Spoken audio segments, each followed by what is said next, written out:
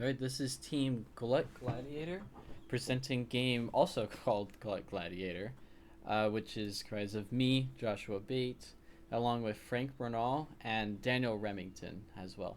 So let's go ahead and show it off. And one thing I did want to mention, I'm using OBS to record, and I noticed it does this. It creates like a black screen at first, but I don't know why. So I'll show off firstly a menu, as well as we do have the full screen functionality. And so if I press F1 and wait for OBS to not make it a blank screen, there we go. You can see here it goes into a windowed mode. If I click on, there's sound. If I click off, there's no sound. And then let's just full screen it again. Wait for OBS to once again show it. There we go. And now we're good to go. So with GLUT Gladiator, you have the option of either loading a saved game or creating a new game. It does not overwrite the save though until you press save. So let's create a new game. Then it will give you a quick little info screen about what exactly it is you need to do. Which you can see here is to go through and survive the dungeon of orcs, and turrets, and vampires, and escape. So let's get into it. Alright, so here's our character right here. This little cursor thing above us tells us which direction to proceed for finding the center to fight the boss. We have this gun where we can shoot, and we have a reload as well. All of your information is here in the bottom left hand corner. The HP, how much ammo we have in reserve, and how much is currently in the magazine, along with a host of other debugging info, where the player position is at, how much FPS you're getting, etc. So let's go ahead and proceed. The world itself is procedurally generated using a tile cell-based system. So it's using auxiliary automata in order to create the walls. And then it changes the textures depending on which one it needs to represent. This is one of the first enemies we have. This is a turret. You can see when we damage the turret, there is a slight damage effect that appears on him. And when he dies, he also has these particle effects that come onto him. The walls can be destroyed by holding left mouse on them, or they can also be destroyed by shooting them by both the player or the turret. So you have to watch out because your cover might not be there if you're under some heavy fire.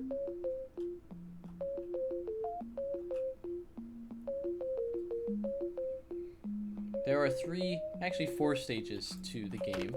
You start on the outer, proceed into the middle, then the center, and then the final innermost stage is the boss level. So there are four total. This is our orc character. You can see here they also have a death and sound animation. Whenever they die, they also drop these little pickups. And since I'm a little low on HP, or I'm lower, I can pick this up. And now I'm back to full health, which is 200.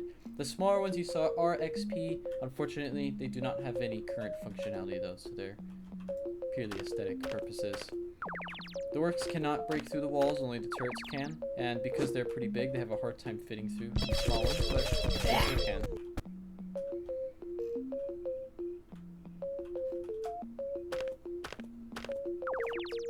Whenever you reach the next stage, the sound of the game will change, along with the tiles of the background, to show that you're in a new stage.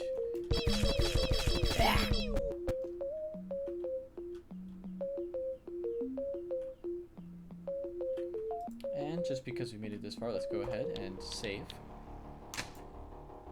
And then if we go to the info, if we ever get confused, we can go here and go, oh, okay, right, I see. This is what I need to do. There they go, click back over, continue. Same with that. It is a full menu, but it does also pause the game. So I'm going to shoot a bullet right there.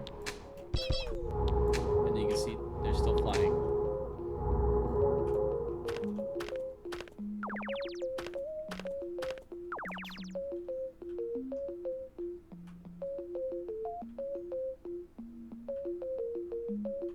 We're going to go ahead and skip him. We need to conserve our ammo for whenever we get down closer to the boss.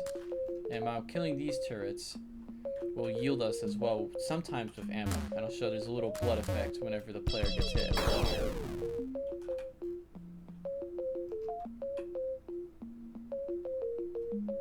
But he did not drop anything. That's okay.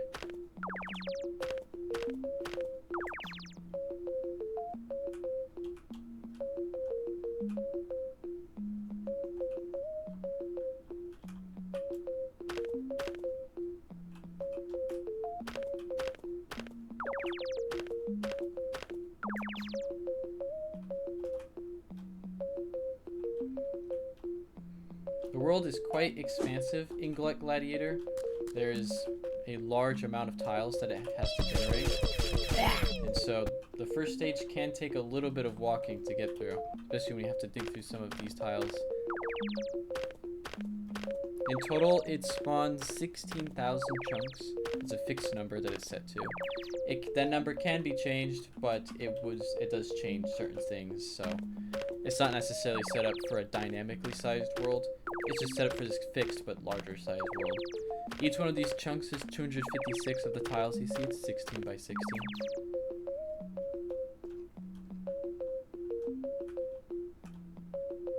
Oh wait, I saw ammo up there. Along with health, and there's also random ammo pickups, there's also permanent upgrades that give you more fire rate, more speed, and more max HP, but we don't typically find them up here. They're pretty rare. They spawn more inwards, which we see we have reached the second stage. It has this kind of dither effect where the frequency of the particles increases between the tiles, until once you've reached a more innermost point, then it will fully change.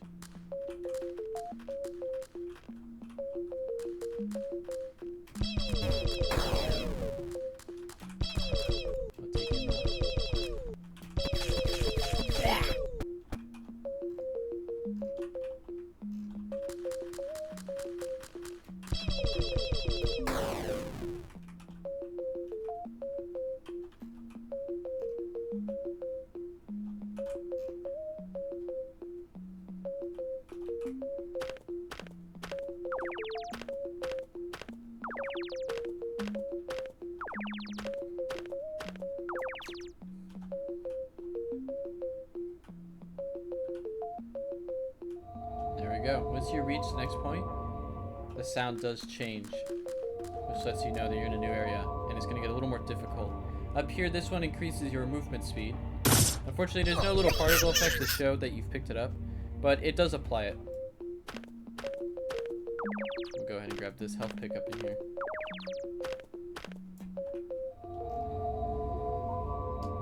As for the artwork, all of the tiles that you see were created by us. The sprite works, like the player, the enemies, are not, except for the turrets. The turrets are made. But basically anything with a lot of moving animations was not. And we got them from a website called itch.io. They have a lot of popular resources in there. Same thing with the sounds. So all of the menu sounds, shooting sounds were from itch, and they came out pretty well. I was happy with them. The particle effects are also all made by us. They're all tiny. The images are 16 by 16 pixels, but there's quite a bit in total. I'd say there's about a dozen different particles.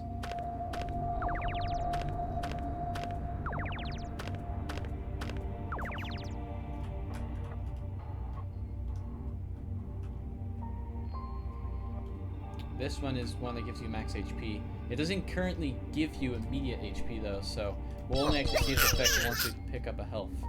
But it will increase us to, I believe, 205 or 210. There's another one right there. The vampires do not drop anything, so. Get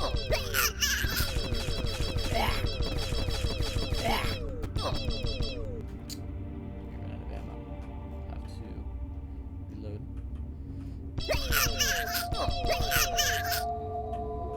See, now it goes up to 210. Alright, we're reaching the near final stage. So we're getting very close to the boss room. This right here, as you see in the left-hand corner, that is a Gatling turret. It's kind of like a mini-boss. High fire rate, not necessarily high damage.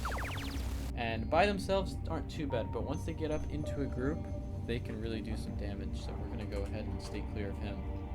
But we're going to have to get close here. They also have quite a bit of range. They can always see you before you can see them.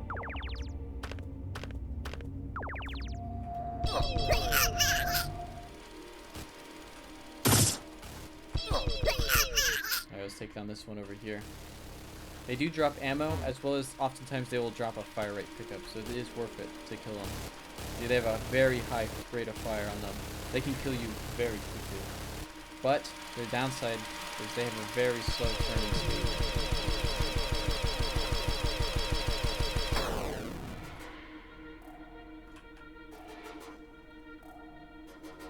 I'm gonna wait for him to despawn, and yep, he's got quite a bit of stuff for us. Let's grab this speed.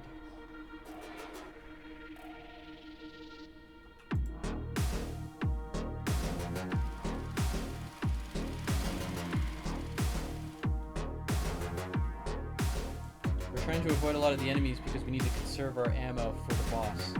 The boss takes quite a bit of ammo to actually finish through. And in there, that is going to be the boss room. So I'm going to go ahead and pick up some of these. Kill them.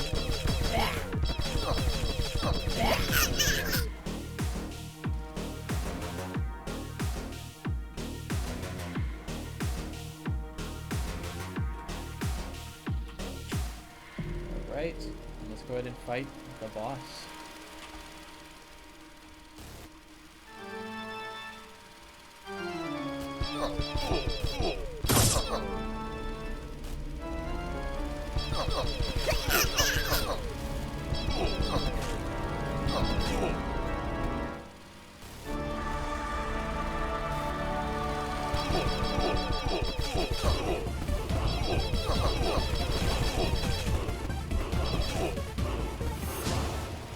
I'm trying to conserve my ammo to not shoot the other enemies because we're very low on ammo. We only need to kill the boss. And there we go, we got him. We have to wait a little bit until he despawns, and then we will get to win the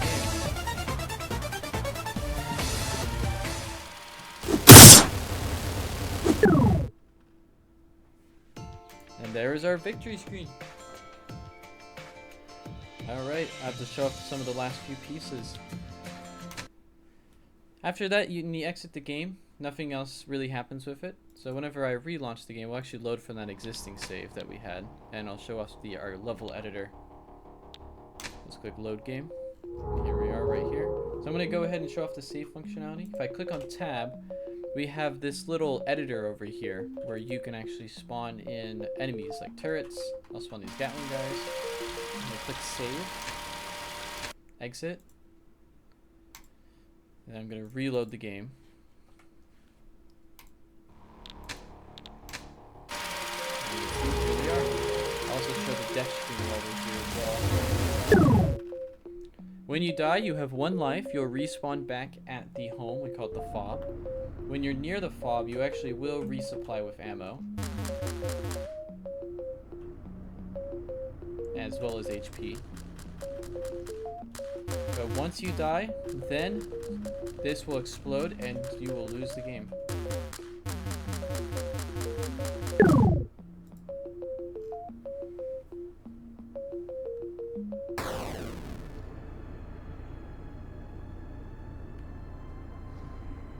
Once you die, it is the same thing. You have no choice but to just lose the game, which completely closes it. Alright, there's one last thing to show, and that is going to be, we have the ability to place blocks and a free camera.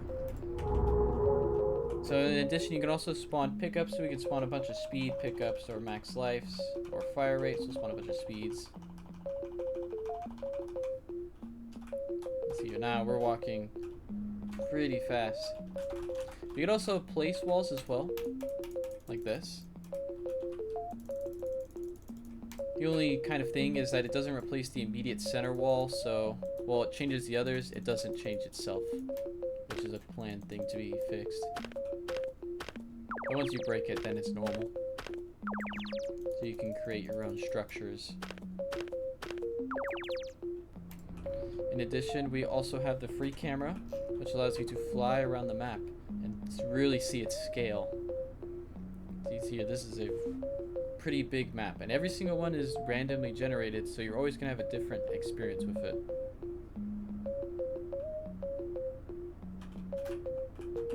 Here we can see the boss right here with all of the enemies that spawns around him. Alright, and then that should be it for everything.